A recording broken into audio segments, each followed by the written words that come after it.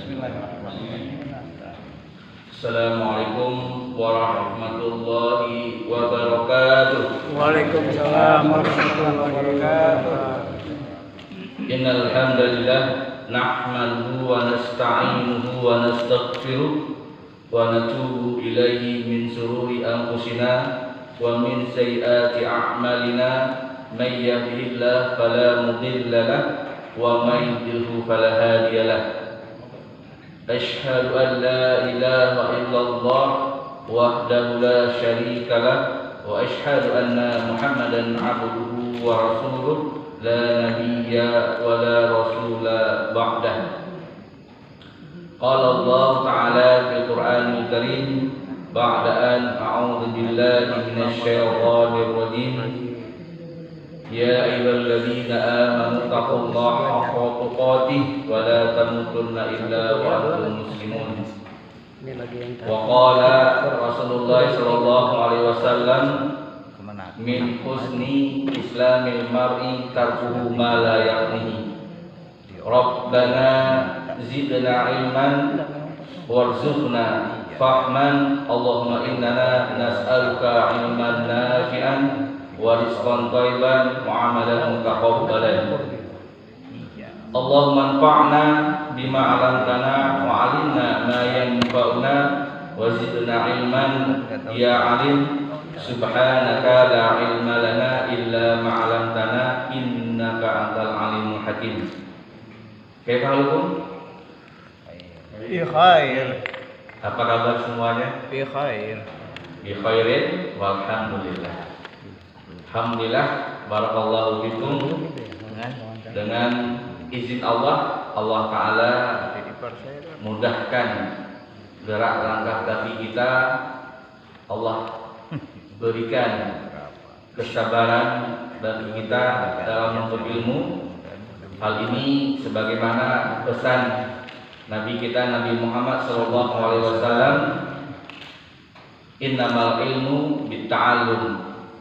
Sesungguhnya ilmu itu diperoleh dengan kita belajar. Maka masa belajar seseorang itu bukan hanya sudah tamat SD berakhir belajarnya, atau tamat SMP berakhir belajarnya, tamat SMA berakhir pula belajarnya, ataupun sudah kuliah berakhir belajarnya. Maka belajar adalah sepanjang hayat. Selagi nyawa masih di kandung badan, maka masih berkesempatan bagi kita untuk menuntut ilmu. Nah, alhamdulillah di malam yang berbarakah ini kita akan mengkaji pesan-pesan pendidikan atau pelajaran-pelajaran yang ada dalam Al-Quran. Ini kitab tadi yang disampaikan oleh Bapak Bahnar ya. Nah, lurus min Al-Quran Al-Karim ini pelajaran-pelajaran yang ada di dalam Al-Quran, ditulis oleh seorang ulama. Nah, Fadilatul Syekh Dr. Shalih bin Muhammad Dr. Shalih bin Fauzan bin Abdullah Al-Fauzan. Ini ulama besar ya, yang insyaallah tersohor namanya.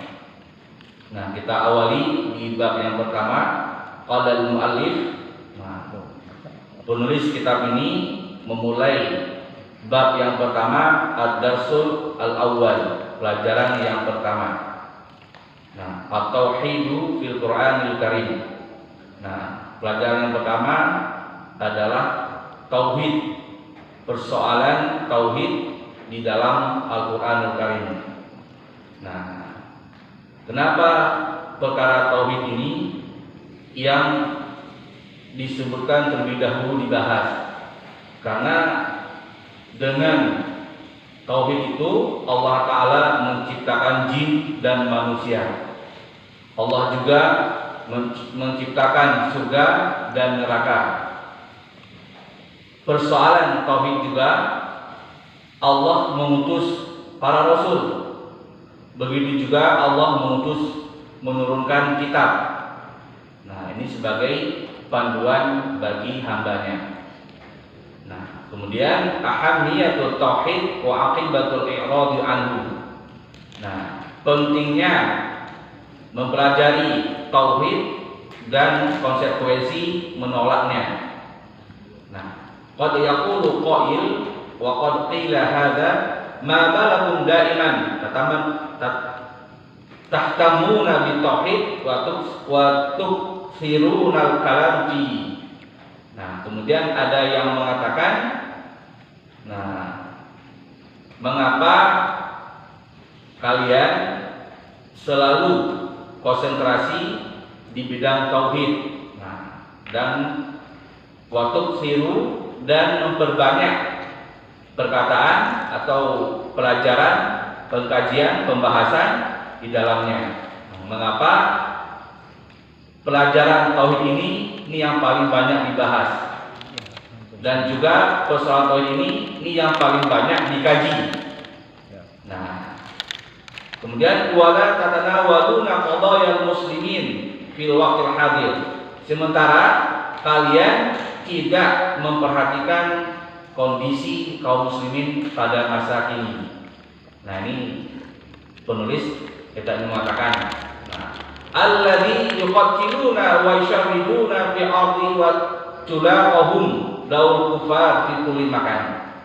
Yang mana pada masa kini orang-orang kafir, nah ini mereka membunuh umat Islam, bahkan mengusir mereka dari bumi, dari negara, dari daerah tempat mereka tinggal. Nah, ini dominasi negara-negara dua kufar ya, dua kafir ini, negara-negara kafir di setiap tempat di muka bumi ya. Nah, hari ini. Nah, kemudian qala al-mu'allif fanaqulu billahi taufiq. Fanaqulu wa billahi bitaufiq. Maka kami sampaikan dengan nama Allah, mudah-mudahan Allah berikan taufik. Nah, at-tauhidu wal aslul ladzi buniyat alaihi millatul hanifiyah. Nah, jadi persoalan tauhid ini usul atau pokok atau dasar atau landasan yang mana dengan tauhid tersebut dibangun sebuah bangunan yang bernama millah Hanafiyah. Millah di situ artinya agama. Hanafiyah lurus, agama yang lurus. Nah, jadi kita pernah dengar namanya millah Ibrahim, agama Nabi Ibrahim. Agama apa, Pak? Agama Islam ya, jalan tauhid. Fa ihtimamu bihi ihtimamun bil usul. Maka kalau kita fokus di bidang tauhid ini, maka kita akan fokus dalam hal pokok pembahasan yang paling utama dalam Islam. Dasarnya yaitu tauhid. Wa idza tadabbarna al-Qur'anul Karim. Nah, apabila kita mentadabburi Al-Qur'an, tadabbarna al-Qur'anul Karim, wajadna annahu bayyana tauhid tibyanan kamilan. Nah, kalau kita mempelajari, kalau kita mau fokus menelaah, mentadabburi Al-Qur'an, maka kita akan dapati pembahasan tentang tauhid ini dengan terang benderang dan sempurna. Nah, di dalam Al-Qur'an pembahasan berkaitan dengan tauhid ini pembahasan yang sangat lengkap, nah, sempurna ya. Nah, hatta innahu la takhlu suratan min suwaril Qur'an illa wa fiha tatanawalu tauhid. Nah, sehingga tidak didapati dalam surat, nah, dalam surat demi surat di dalam Al-Qur'an kecuali di dalamnya ada pembahasan tauhid. Nah, tidak kosong ya pada surat demi surat dalam Al-Qur'an kecuali di dalamnya ada pembahasan tentang tauhid. Ini pentingnya mempelajari tauhid. Nah, kemudian tauhid itu apa gitu ya? Nah, apa definisi daripada tauhid? Nah, tauhid itu definisinya kalau bahasa kita adalah mengesahkan Allah. Nah, mengesahkan Allah Ta'ala. Nah, wa bayanun lahu anu diddu Nah, dan juga setelah Al-Quran menjelaskan tentang tauhid dan juga menjelaskan persoalan yang berlawanan dengan tauhid atau lawan daripada tauhid. Nah, jadi Al-Quran menjelaskan dengan lengkap, nah dengan terang benderang persoalan tauhid, juga menjelaskan persoalan yang berkaitan dengan lawannya. Nah, lawannya itu apa, Pak? Syirik ya. Waqad qarrara al-Imam Ibnu Qayyim rahimahullah. Nah, Imam Ibnu Qayyim rahimahullah menetapkan Al-Qur'ana kulluhu fi tauhid. Nah, Imam Ibnu Qayyim menuturkan bahwasanya Al-Qur'an itu seluruhnya ini berisi dengan tauhid. Nah, jadi Al-Qur'an yang diawali dari surah Al-Fatihah kemudian ditutup dengan surah An-Nas, ini semuanya ada di dalamnya pembahasan tentang tauhid. Di annahu imma ikhbaru 'anillahi wa asma'i wa sifati. Nah, baik ya, pengkabaran Allah taala tentang nama-nama Allah yang mulia dan sifat-sifatnya yang agung. Nah, ini juga termasuk pembahasan dari pada tauhid. Nah, wa hadza huwa tauhidul ilmi alladzi huwa tauhidur rububiyah. Nah, ini berkaitan dengan tauhid ya, yang erat kaitannya dengan tauhid rububiyah. Nah, rububiyah itu tauhid yang berkaitan dengan perbuatan Allah taala. Nah, misalnya Allah Al-Khaliq ya, Allah yang Al-Khaliq, Allah yang menciptakan. Nah, jadi semua alam jagat raya ini adalah ciptaan Allah. Nah, semuanya. Nah, bahkan Allah tegaskan ya dalam surat Al-Fatihah, Alhamdulillahi Rabbil Alamin. Allah adalah Rabb semesta alam. Jadi yang menciptakan alam ini semuanya adalah Allah. Nah, ini kaitan dengan afal ya, dengan perbuatan Allah Taala. Nah, begitu juga Ar-Razzaq, Allah yang memberi rezeki. Nah, tidak ada satupun makhluk yang hidup di atas permukaan bumi ini atau dalam lautan kecuali Allah yang menanggung rezekinya. Tidak ada. Maka banyak dari kita manusia yang meragukan rezeki dari Allah. Ada di antara sebagian manusia yang ragu dia, sehingga sering diucapkan kalau nggak kerja nggak makan. Nah, nggak kerja nggak makan ya. Sering kita dengarkan. Nah, padahal kata Allah, kalau seseorang itu bertakwa, maka Allah akan memberikan rezeki. Nah, ini ada kisah yang menarik ya. Kisah antara murid dan guru, Imam Malik bin Anas sama muridnya Imam Muhammad bin Idris Asy-Syafi'i. Nah, kata Imam Syafi'i, nah rezeki itu harus lewat usaha ya. Nah, kemudian kata Imam Malik gurunya, ya nggak perlu berusaha, penting bertakwa. Ketika Imam Syafi'i pergi, kemudian beliau dikasih hadiah seikat anggur. Nah, beliau ingat pada gurunya. Oh iya, saya ada guru datang ke Imam Syafi'i. Nah, datang ke Imam Malik. Nah, apa kata Malik? Nah, inilah rezeki orang yang bertakwa. Nah, artinya kalau kita bertakwa, Allah datangkan rezeki min haitsu la yahtasib, rezeki yang tidak kita sangka-sangka. Kalau hari ini rezeki kita bisa dihisab ya, nah, bisa dihitung-hitung ya, awal bulan, akhir bulan dan sebagainya. Nah, itu Ar-Razzaq. Kemudian Al-Mudabbir. Nah, Allah Taala yang mengatur semua yang ada di dalam jagat raya ini, planet ya, kemudian bumi dan bulan beredar sesuai dengan porosnya masing-masing. Ini semuanya aturan Allah. Bayangkan ya, nah, kalau aturan manusia saja bisa dilanggar, lampu merah misalnya, maka terjadi tabrakan. Ini aturan manusia. Maka kalau manusia mendobrak ya, dan melanggar aturan Allah, maka siap-siap Allah suruh keluar kita dari buminya. Mau kemana kita? Nah, ini artinya Allah Ta'ala Al-Mudabbir ya, yang mengatur semua yang ada di jagat raya ini. Kemudian wa imma amrun bi'ibadatillah wahdah la syarikalah. Kemudian perintah untuk beribadah kepada Allah semata. Nah, di ibadah, nah ini erat kaitannya dengan tauhid. Nah, ibadah erat kaitannya dengan mengesahkan Allah. Nah, ketika disebut dengan ibadah, berarti ini erat kaitannya dengan tauhid. Nah, sebagaimana Allah sebutkan, wa ma khalaqtul jinna wal insa illa liya'budun. Tidaklah aku ciptakan jin dan manusia kecuali untuk beribadah kepadaku. Nah, kata liya'budun dalam ayat tersebut, nah, artinya apa?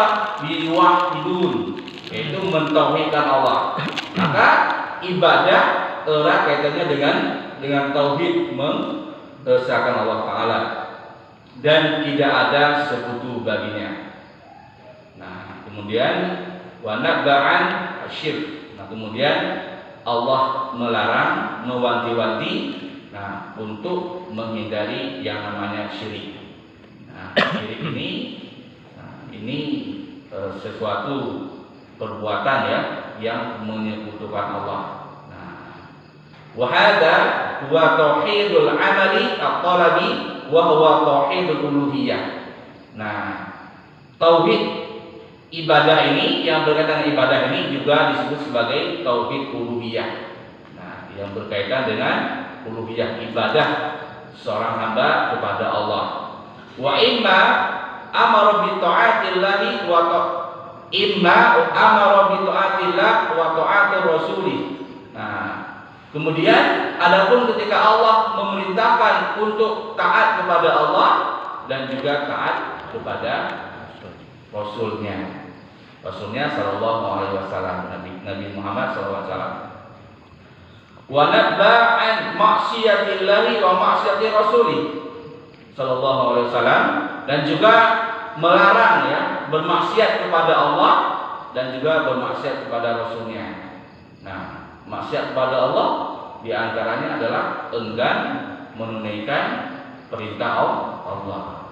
Nah, perintah Allah itu yang paling utama adalah mentauhidkan Allah, kemudian sholat ya, zakat, puasa.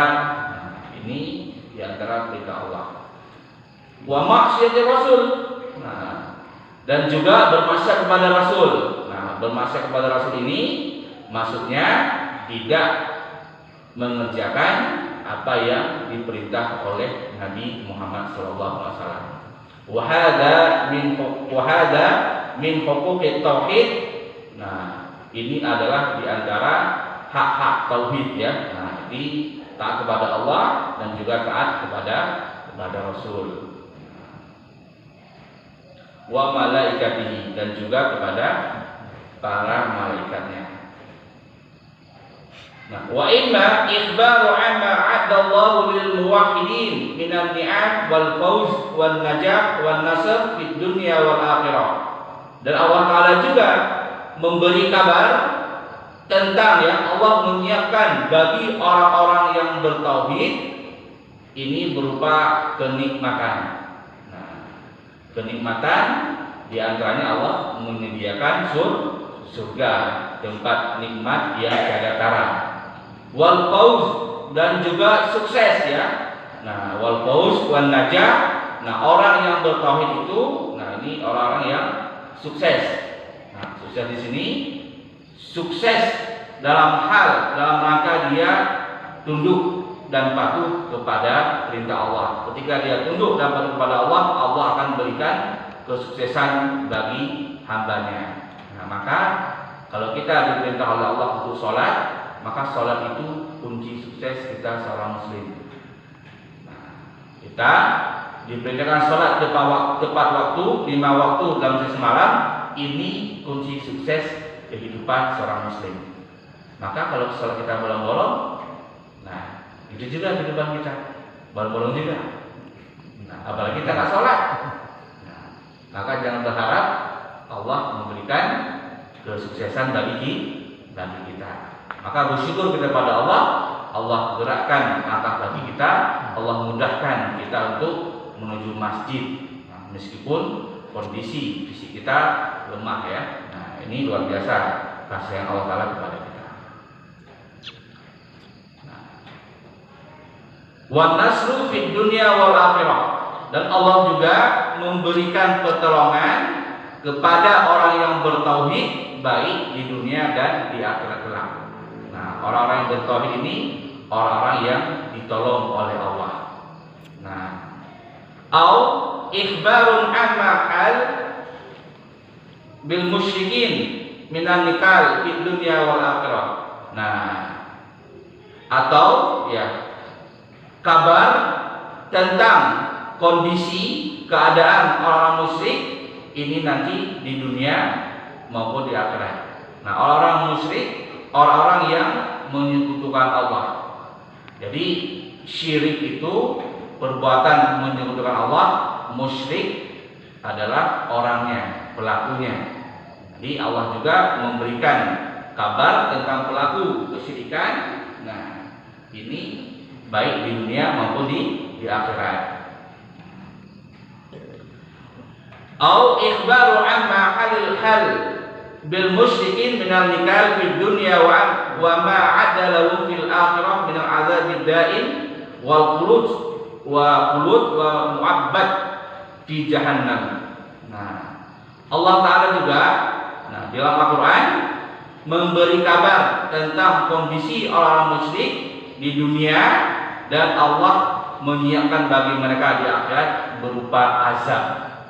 Nah, di orang-orang yang menyekutukan Allah ini, Allah siapkan bagi mereka azab yang daim, yang terus menerus, khulud ya, terus menerus, dan juga kekal selama-lamanya di dalam neraka jahanam. Nah, maka pelaku kesyirikan ini tempatnya di dalam neraka jahanam. Nah, kekal selama-lamanya. Nah, kenapa? Ini perkara yang paling besar yang harus ditinggalkan adalah menyekutukan Allah. Nah, bagaimana dengan orang yang berzina, membunuh? Nah, misalnya minum khamar. Nah, apakah mereka kekal di dalam neraka? Kekal? Nah, kata Syekh Abdul Rahman Sa'di dalam kitab beliau Qaulus Sadid ya. Nah, di orang yang melakukan kesyirikan tadi ini kondisinya dalam neraka kekal selama-lamanya.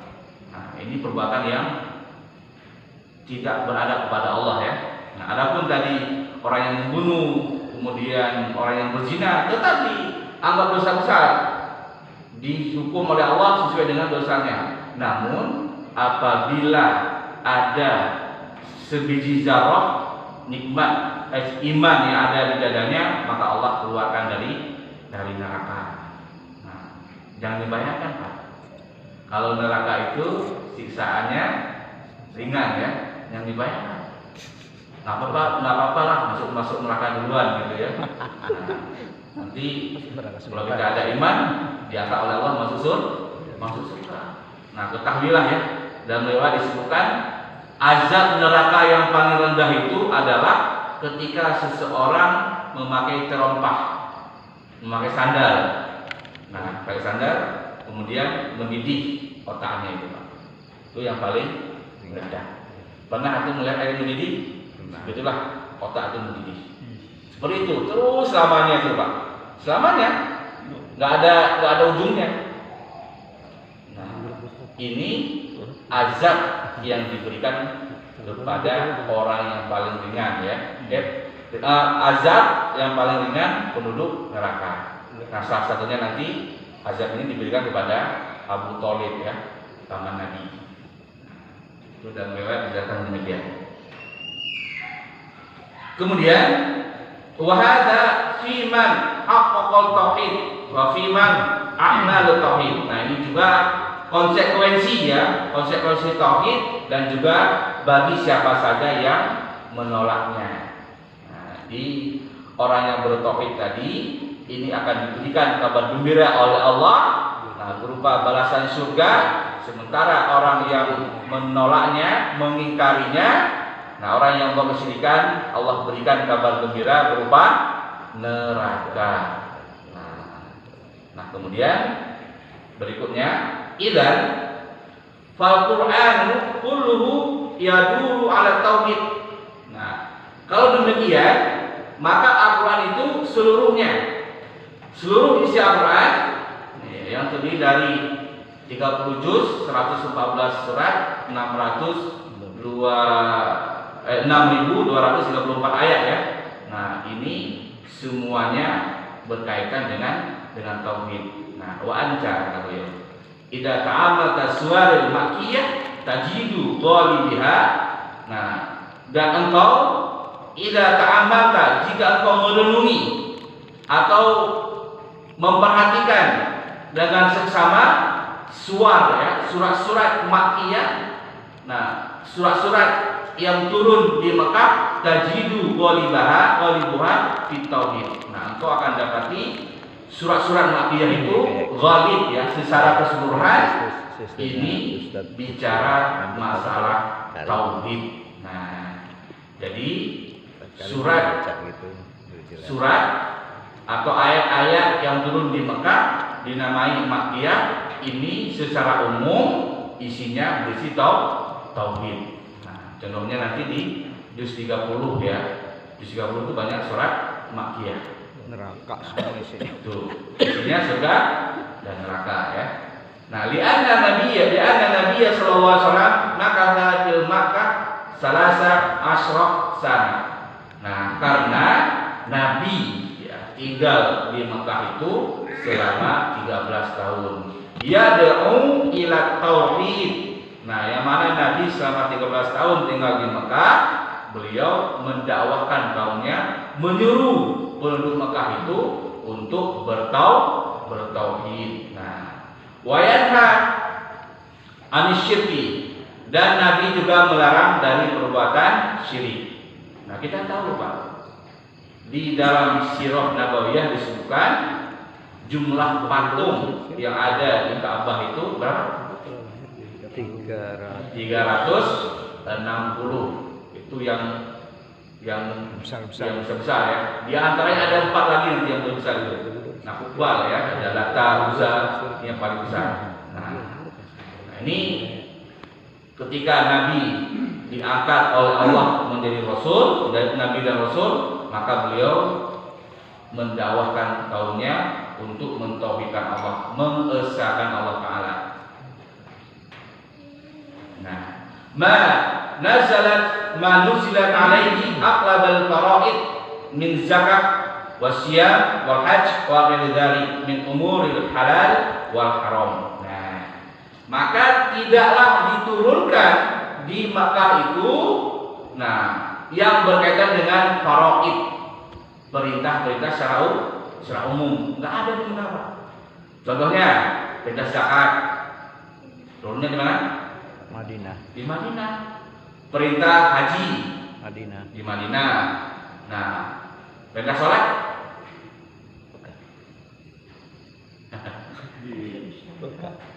jalan Mekah. perintah sholat jalan. Mekah. Ya, yang berkaitan dengan perintah itu semuanya di Madinah. Puasa ya juga di Madinah. Nah, juga perkara halal dan haram ya, ini juga diturunkan perintahnya di Madinah. Kemudian wa umurul muamalat, dan juga perkara-perkara yang berkaitan dengan muamalah sosial ya. Nah, interaksi jual beli, pernikahan, munakahat, ini perintahnya semuanya di Madinah. Nah, jadi di Madinah itu rata-rata umumnya berisi perintah. Jihad juga di Madinah. Ma nazala hada illa ba'da hijrah fil Madinah. Nah, perintah ini tadi tidak Allah turunkan kecuali setelah hijrah ke Madinah. Nah, sholat, puasa, haji semuanya itu Allah perintahkan setelah Nabi hijrah ke Madinah. Nah, illa sholat. Nah, kecuali sholat. Nah, sholat faqad furidat alaihi fi Makkah Lailatul Mi'raj hina asra bihi sallallahu alaihi wasallam walakin kana hadza subail hijrah bil qalil. Nah, kecuali salat. Salat itu Allah perintahkan di Makkah. Kapan? Pada malam Mi'raj, ketika Allah memperjalankan Nabi Muhammad SAW dari Mekah ke Masjidil Aqsa, kemudian ke Sidratul Muntaha. Kapan itu, Pak? Nah, ini ada penjelasannya. Nah, karena fil hadis Isra ya, di hadis Isra yang mutawatir itu. Nah, kemudian walakin kana hadza ubail ya. Ini perintah salat ini mendekati hijrah sedikit ya. Dekat dengan hijrah ke Madinah, maka Allah turunkan perintah salat mendekati ke hijrah. Nah, walidzalika kana ghalibus suwar makkiyah allati nuzilat ala Nabi sallallahu alaihi wasallam qabla hijrah. Nah, demikian ya, umumnya surat-surat makkiyah itu turun kepada Nabi ini sebelum Nabi hijrah. Nah, di surat makkiyah turun pada beliau sebelum Nabi hijrah. Kulluha fi qadaya tauhid, semuanya bicara tentang konsekuensi tauhid, perintah tauhid. Nah, mimma yadullu ala ahamiyatihi. Nah, ini diantaranya yang menunjukkan ya tentang pentingnya perkara tauhid tadi. Nah, wa anal faraidha lam tanzil illa ba'da'an taqarrara tauhid. Adapun perintah itu belum diturunkan kecuali setelah penetapan tauhid. Nah, bayangkan Pak, para sahabat itu ketika diperintahkan oleh Allah untuk berjihad ya. Nah, berjihad kemudian secara analogi akal kita ya. Nah, berjihad kan bunuh diri ya. Jadi kita berperang, kita dibunuh orang misalnya kan. Nah, itu kalau secara akal kita. Nah, ada nggak orang yang mau mencoba diri untuk mati, Pak? Ada nggak? Gimana, Dok? Orang yang mencuburkan dirinya untuk mati, ada nggak? Nggak ada. Namun para sahabat karena tauhid mereka kuat, mereka rela ya menyerahkan nyawanya bahkan hingga tersisa darah terakhir demi Allah. Kenapa demikian? Karena tauhid tertanam di jiwa mereka. Nah, itu pentingnya perkara tauhid. Contoh ya yang mudah sekali. Ada sahabat namanya Amr bin Jamuh ya. Nah, Amr bin Jamuh ini sudah tua Pak, masuk Islam. Kemudian beliau pincang. Nah, anak-anaknya ini sudah masuk Islam. Nah, ada anak lakinya yang masuk Islam, bahwa mereka ini merekayasa bagaimana sang ayah harus masuk Islam. Maka patung yang disembah di rumahnya dibuang ke got. Tiap hari itu diangkat sama dia, dibersihkan gitu. Ya lama-lama, nah dengan alatnya, wahai patung, saya nggak bisa menjaga Anda, sekarang engkau bela diri. Nah, dibuang lagi, akhirnya masuk Islam, Amr bin Jamuh itu. Nah, ketika perang Uhud terjadi, nah anaknya ini datang kepada Nabi, ya Rasulullah izinkan ayah saya untuk berjihad. Beliau sudah tua. Nah, kemudian pincang katanya ya. Kemudian sang ayah mendengar. Nah, bilang kepada Nabi itu, izinkan ayah untuk ikut berperang. Datang beliau, ya Rasulullah izinkan saya ikut perang, berjihad, izinkan saya masuk surga dengan kaki pincangku ini. Ternyata apa Pak? Ketika pasukan kaum muslimin di perang Uhud kalah, nah, maka Amr bin Jamuh ini dia mengatakan syamamtu ra'ihal jannah min wara'i Uhud. Aku mencium ya wewangian surga di balik bukit Uhud. Ternyata beliau syahid Pak. Kenapa demikian? karena kuatnya akidah. Kuatnya akidah dalam hati beliau. Setelah masuk Islam, beliau tauhidnya kuat sehingga menyerahkan semuanya untuk Allah dan Rasulnya. Coba beliau tidak masuk Islam, kira-kira mau nggak menyerahkan dirinya untuk berperang? Nah, maka ini perkara tauhid iman ini yang paling penting ya. Nah, contoh lagi yang sederhana. Mengapa sahabat Abu Bakar itu ketika diperintah untuk infak, beliau menginfakkan seluruh hartanya? Nah, coba kita yang ada di sini semua ya, saya sekarang masih keluarkan isi dompet masing-masing, berani nggak Pak? Jujur, yang ada di dompet antum hari ini keluarkan untuk Allah. Ada. Ya, dikasih semua tadi. Nggak bawa dompet kan? Rata-rata nggak bawa. Nggak bawa kan? Nggak berani Pak ya? Udah bawa, dikasih semua kan? Alasannya mudah gitu. Iya, nggak bawa ya. Nah, itu sederhananya. Tapi kalau orang yang ketika tauhid menghujam di hati, jangankan uang ya, nyawa pun diberikan. Nah, itu pentingnya perkara tauhid. Nah, kemudian kita lanjut. Warasaqau fin nufus ya. Wa banas aqidah shahihah. Nah, jadi dengan tauhid itu maka akan terbangun ya akidah yang shahihah, akidah yang lurus. Li'anal a'mal la tasihu illa bitauhid. Karena amal perbuatan itu tidak sempurna atau tidak sah kecuali dengan tauhid. Nah, misal ya, kalau kita nggak sholat, nggak beriman kepada Allah, kita banyak nolong orang, bantu orang, sedekah dan sebagainya. Nah, sementara kita nggak punya fondasinya. Kira-kira amal ibadah kita diterima Pak? Ada, cuma ngeliat, tapi nggak bisa nerima. Nah, habaan mansuro ya.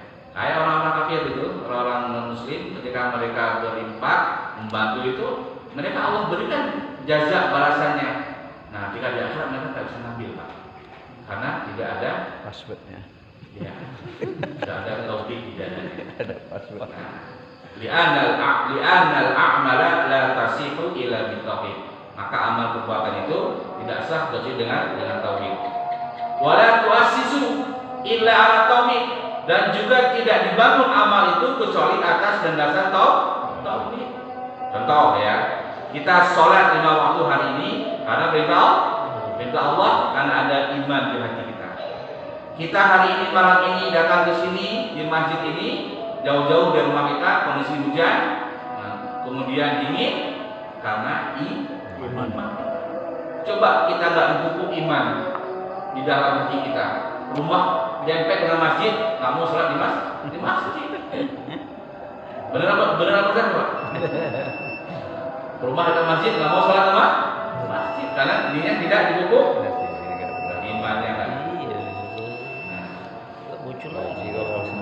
Lanjut ya. Lanjut. Tapi kan Azan aja dulu kan. Kalau belum tertanam, ya apa kesepakatannya nanti setelah ini. Ya, gimana baiknya? Sampai halaman 3 ya. Satu baris lagi ya, biar mudah. Waqad awdaha al-Quran anna Rasul alaihi salatu wassalam, Al-Quran menerangkan ya bahwasanya para rasul itu, nah Rasul alaihi salatu wassalam awwala ma yad'u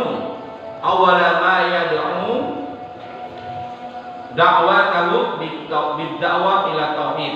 Nah, atau apa ini?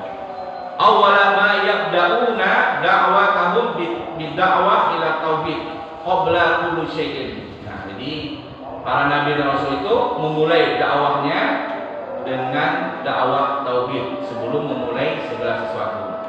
Di perintah pertama, sebelum perintah sholat, zakat, puasa, haji dan sebagainya, lebih dahulu perintah tauhid, iman dulu yang disampaikan. Maka ada sahabat ya, Hudzaifah al-Yamani itu, nah, kata beliau, kunna ma'an Nabi sallallahu alaihi wasallam, jika kami dulu bersama Nabi sallallahu alaihi wasallam, ta'allamnal iman qabla an ta'allamal Qur'an. Kami dulu belajar iman kepada Nabi sebelum kami belajar Al-Qur'an. Ini pondasi pertama para sahabat dididik oleh Nabi Muhammad SAW. Kita cukupkan ya. Insyaallah kalau melanjut Nabi Isa, silakan kalau kita lanjut di pertanyaan yang datang. Ada pertanyaan?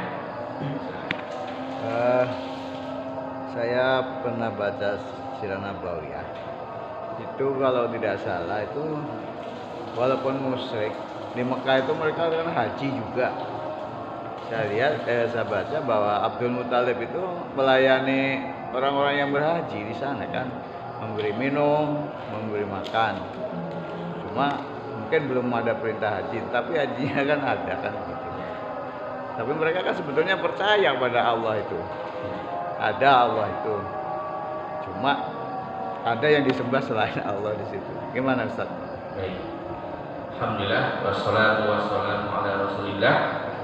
Jadi orang-orang kafir Quraisy itu mereka yakin adanya Allah.